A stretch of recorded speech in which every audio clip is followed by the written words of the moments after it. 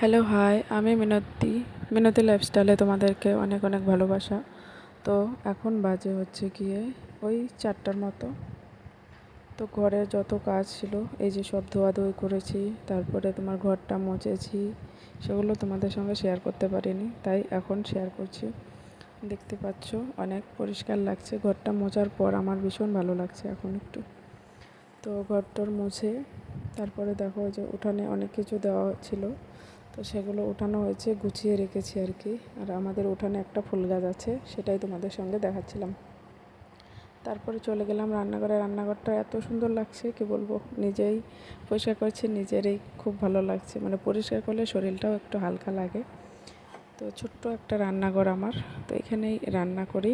তো এখন চুলায়, মানে চুলার মধ্যে রান্না হয় খড়ি দিয়ে, কাঠ দিয়ে আর কি। আর বর্ষার সময় আর কিছুদিন পরে সামনের মাসে আমি গ্যাস ভরে নেব, তো গ্যাসও আছে। আর আমরা জলটা কিভাবে খাই তোমরা একটু দেখো। কালারটা দেখতে পাচ্ছ উপরে, এই কালারের জল ফিল্টার করে খেতে হয়।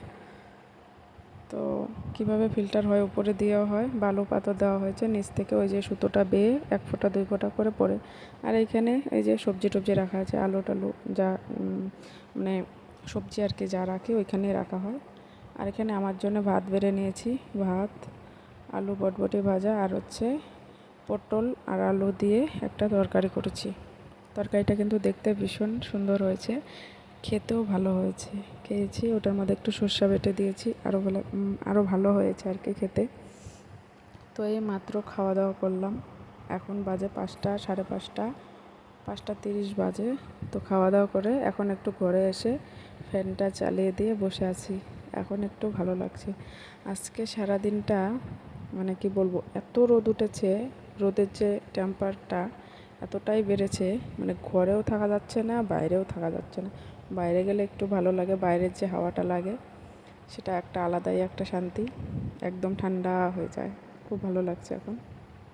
বাইরে গেলে ভালো লাগে। আজকে বাইরেও যেতে পারিনি, কারণ এই যে ঘরের কাজগুলো করলাম, সমস্ত কাজ করে তারপরে এই যে রেস্ট করছি আর তোমাদের সঙ্গে একটু গল্প করছি।